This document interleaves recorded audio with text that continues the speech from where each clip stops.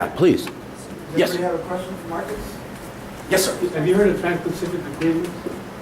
Recently, yeah. Yeah, that's, I know the United States, European countries are involved. I know Japan's thinking of getting on board, but that's a drastic thing they're going to be doing. The United States is part of it. I guess to try to capture the market. They're trying to, Europe and America right now are trying to have some giant agreement between the two of them. And they tried 10 years ago and it fell through. And they're trying now, and France is making a big fuss about it. So you announce agreement doesn't mean it's going to happen. Let's wait and see. And frankly, America's foreign trade agreements constantly are falling through. There was something called the Doha round in Qatar in 2010. America was going to have a new trade agreement and tell the Chinese and the Middle East what to do, and they just walked out of the meeting and the whole thing collapsed. So I've heard about it, but I don't hold my breath until they actually make it happen.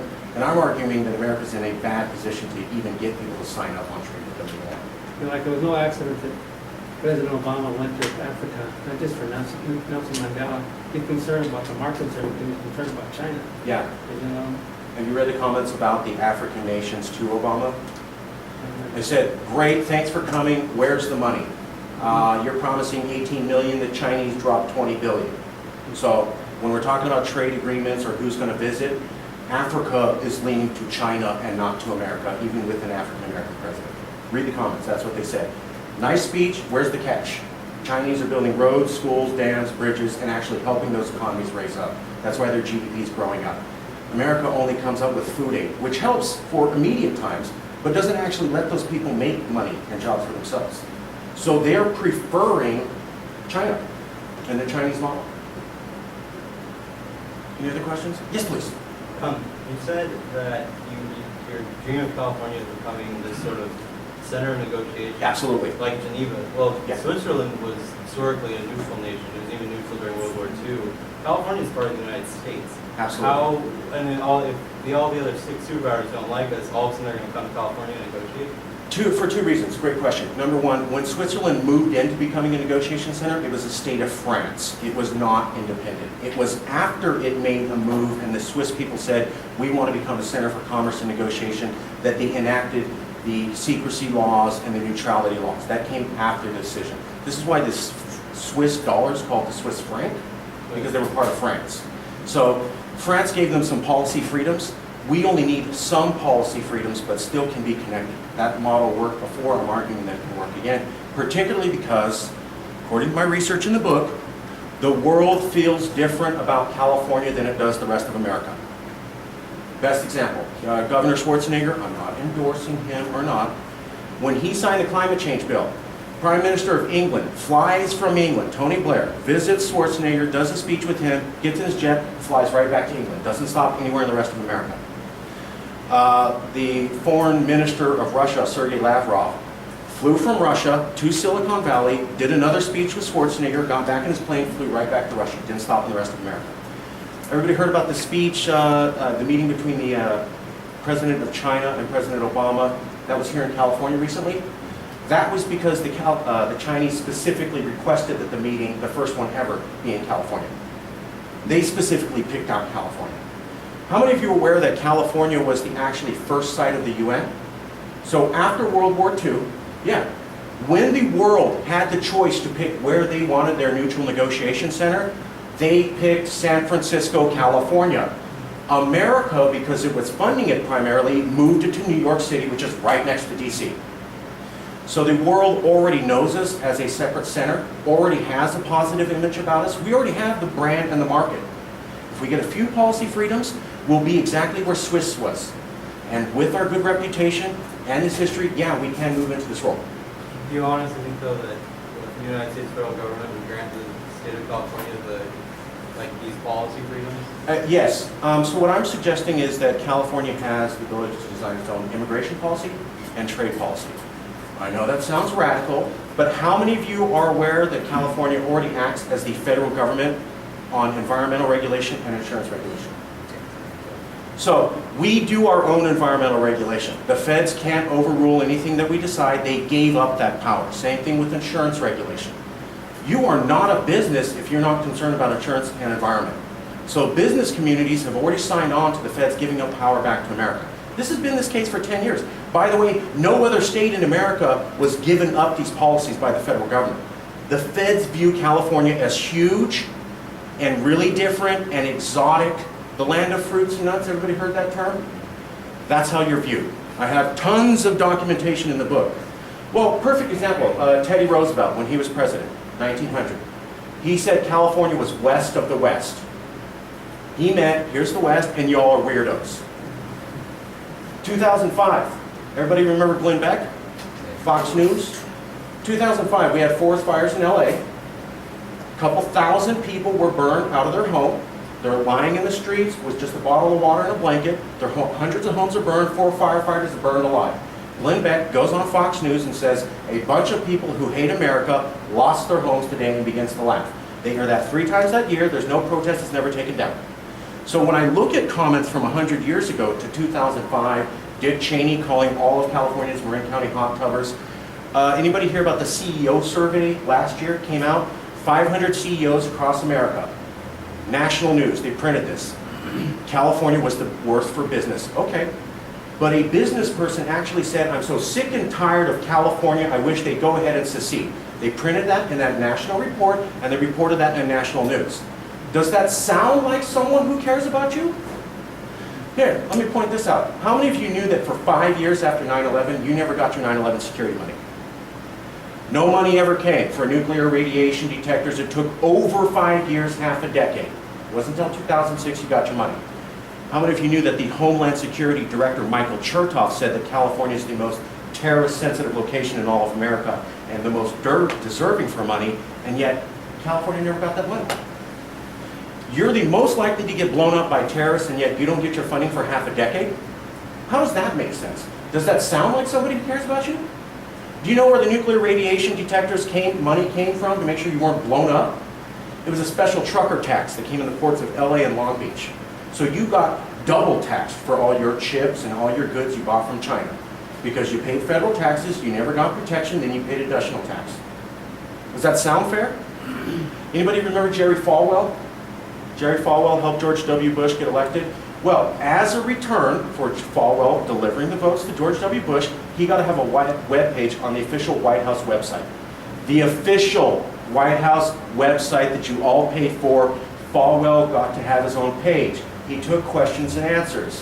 One of the callers called in, and this is documented in the book, if terrorists sneak a bomb into San Francisco and blow up California, is that wrong because they're evil? Falwell says no. That's on the official White House website, documented. So when I hear about jokes about us dying and there's no money for 5 years and we're the most needing about it, I think that there's something about the average American that says maybe they think about us differently. And maybe those jokes about the land of fruits and nuts, they're not just joking. So I think there's something there to say that America's not as beholden to us as we'd like to think. And they're going to be okay with us moving a little bit more in our own direction. I have tons of references and more stories to give. Any other questions? Yes, please.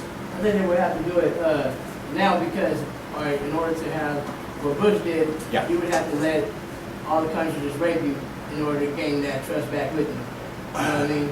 As in Obama said, you have to let them run over you so you can gain that trust. Because what it's turned into is like everybody has the same saying. So it'll be like right now to find a neutral ground. We can get to Obama to find a neutral ground, as in California doing it would be the best time right now. Yeah. So we can hit that because that would give us somewhat power. It would give America power because it's still California. Yes. So it would Yes. still put us at a... Yes. And I'd like to point out a story about President Barack Obama. He went by the name Barry until what happened in his life. Man's traveled around the world, traveled to every state in America. What happened to make him change his name? He lived in LA for 2 years. And that was the first time ever that he started calling himself Barack, was when he was around other Californians. Never had that idea before. That says something about us. We are internationally recognized. We have a good opinion because we have the most immigrants of any state. We have people giving back the good image. When people talk about America and they're foreigners, a lot of times they're talking about California. You watch movies and they go, America's so diverse, those movies are all set in California. There's something to that. Any other questions? Yes, please. And then you. Yeah. Where are the Native American sovereign lands in all this? Absolutely. So, Native peoples have land held in trust for them. on behalf of the federal government. They don't actually own the land. If California had the freedoms to make those sorts of decisions, we'd be in the position to give full outright autonomy to the native tribes. Federal government's never done that. Would you though? I think so, and here's why. California has more different native tribes than any other state in all of America. It has the largest clustering of all Native Americans from all of Latin America, in addition to the largest clustering of different tribes from North America. And our pre-contact level, the amount of natives who were here before any white person ever got here, we're the only state in America to have gone above pre-contact levels with Native American populations. So the best chance for Native people to get a fair shake is California. Overwhelming amounts of Native people in comparison to any other state in all of America. That's not a guarantee, but it says that your best shot's here. And frankly, if you want to wait another, 200 years, the federal government has not treated the Native Americans fairly. You go to North Dakota, the FBI are still gunning down Native people. That sort of junk doesn't happen here. Yes, there are problems, but this is your best shot. Yes, please? I was just wondering a little bit about you, like where you're from, where you Absolutely. think this city, diplomatic should be, and your education background. Oh, absolutely. Born and raised here in Fresno, Edison Computech, Edison, scholarship, USC, Dean Scholar. My background's in urban and regional planning or city zoning. I worked for Caltrans, the freeway department, for the last 13 years. And primarily my job was seeing the money that comes from the feds and how it's distributed to California. So I began to understand that there were differences. I worked on the book for 7 years, and it has 250 citations. No, I don't have a particular background in foreign policy or economics. I let the people that I cite say what I want to say. 5% of that book is my opinion. 95% is other people.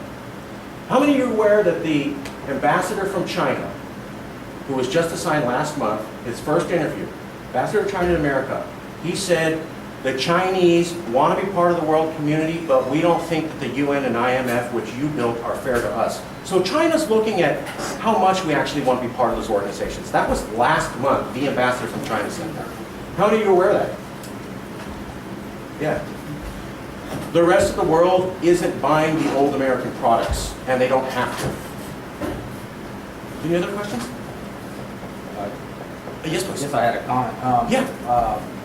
My concern with, I don't know if I heard correctly, but like making California some type of center of power or something like that? Negotiation. Not that we tell people what to do, but that we always have the table, and we're really good at inviting people to sit at the table. Not that we control the conversation, but that we mediate it. Like this, we provide the space, we bring everybody together, but we don't control it. That's what the Swiss did. Nobody wants someone telling them what to do, but they will go to an inviting place and have a negotiation. We would be a leader in providing mediation services, not in directly leading. Providing the conversation space. Yeah, because my concern with creating that space, usually people at that table are going to be people in power, and they're going to be making decisions that don't reflect the majority of Californians. Absolutely. So in a lot of ways, our group, we fight the type of power that these groups have over us. Absolutely. So it's kind of, I don't know if I want to have that seat of power right here in my home. How many of you have traveled to Washington, D.C.? How many of you traveled to Sacramento? That's your answer. About 1/15 of you are ever going to have the money or time to travel to D.C. and tell them what's wrong and right. 60% of you can drive to Sacramento and protest. No, it doesn't take the power away from the powerful, but it does put it right here, right in front of you so that you can hit them up as much as you want. You're going to have a better opportunity to get in their face than you've ever had before in the last century, if that negotiation center's here. That's not a guarantee, but it does say the job's just gotten easier by 50% in a way you've never had access to before. Any other questions? Now, is that why Switzerland, they cost so much to live there? Switzerland, yes. They I have. ran into a guy yesterday, and he was like, it's crazy for the pricing. Switzerland has never had a real recession in the last century. They've been the richest country for the last 200 years. They're doing just fine through this recession right now. They're doing so great that they're actually banning other European people from moving to Switzerland. They're the only European country that's doing that. All the rest of Europe's hurt. They're not. Because even in a recession, corporations have to negotiate, countries still have meetings, so they have a recession-proof product. They're not hit by recession, Europe knows it, they're sitting just fine. We could do that if we had that same market. And what I'm saying is that nobody else is going to jump in and fill the gap. If we don't do it, it's just going to stay there. And you're going to get these multiple poles pulling up, and then we're going to see if we have World War III or what's called regional wars, where two superpowers are constantly fighting against each other for 20-year blocks of time. By the way, that's not my prediction, that's the Pentagon's. This one's. Yeah, I was going to add to what Ruben was talking about, the community should be the decision makers. I was Absolutely. thinking of the example of when the big deficit California had, Yeah. how the governor made all these slashes, for example. You got money from the federal government to improve the water system for communities in rural areas. What do Right. you do with that money? He spends it on something else, and now he gets caught, and now he has to spend it for the rural countries that, the water polluted and everything. But he should have done it initially. Absolutely. Absolutely. That wasn't his money, It wasn't. not for this. And what I'm saying is we could bring additional money in, so yes, there would be some graft and some corrupt politicians, but there'd actually be additional extra to go to the schools. Also, if California is the negotiation center, that means all the eyes of the world are on California. When a governor does something that's corrupt or bad, it's no longer going to be embarrassing at a state level. It's going to be embarrassing on a global level. That will put more pressure on Sacramento to act properly. That won't solve everything, but again, it helps out the situation and making sure that they do what's right and getting the community voice to them. It's not perfect, but it is moving you from here to here in one step. By the way, there is no other plan to make it this easy for the community to reach out to SAC. There isn't any other plan. This is it. So it's not perfect, but you're going to jump up one level. Yes, please. What are your next steps? What are you going to do to make this happen? Great question. This is it. So, perfect example. KC24, I just got an interview with them. Here's how it worked. I emailed all of their reporters 5 times each. Called them, called their news desk, emailed them, nothing. I met one person who knew a reporter. Got that person an email, KC24, and they said, you should check me out. Got the interview in 24 hours. So if any of you are connected to any other community groups, anything else, the LGBT community I know meets here, any other groups, any news people, please spread the word. I call it the mafia rule. I say something, people don't listen at all. You say something to someone you know, they're actually going to take the time to look at it. But if you don't vouch for this, it doesn't go anywhere. That's how I've gotten like 25 bookings across the state. Somebody else vouched for me. They said they don't necessarily agree to the plan, but this is at least something new and something that we should be looking at. By the way, we're in the worst recession in a century and nobody has any plans to get us out of this. The Federal Reserve Board chairmen are arguing amongst themselves on if our stimulus plan is actually working. We've been doing it for half a decade. You have other economists saying that we're not going to get out of this recession until the year 2022. So no, it's not perfect, and no, it's not the magic answer. We have no other plans. Who wants to wait 15 more years in recession? Let's at least look at some new solutions, especially ones that take the role of immigrants and put them right here and say that our diversity is our greatest natural resource, because nobody's talking like that right now. Not perfect, way better than anything else out there. Any other questions? Not a question, but because of time, I know right now we got a few things we want to get to, but I'll stay after if people want to. a lot of this information I'm familiar with, and as we're talking about MAPA, we're aware that the Republicans and Democrats have been fighting for this power in Sacramento, and the Democrats right now hold it because they know all this information.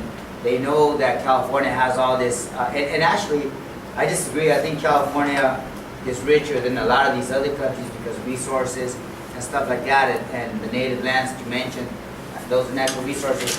But everybody knows this, but they're not talking about it because they're going for their own interests. They're going for what they can get. Like the Democrats right now control California. A lot of them, they know this, but they're not saying it. They're just going for it.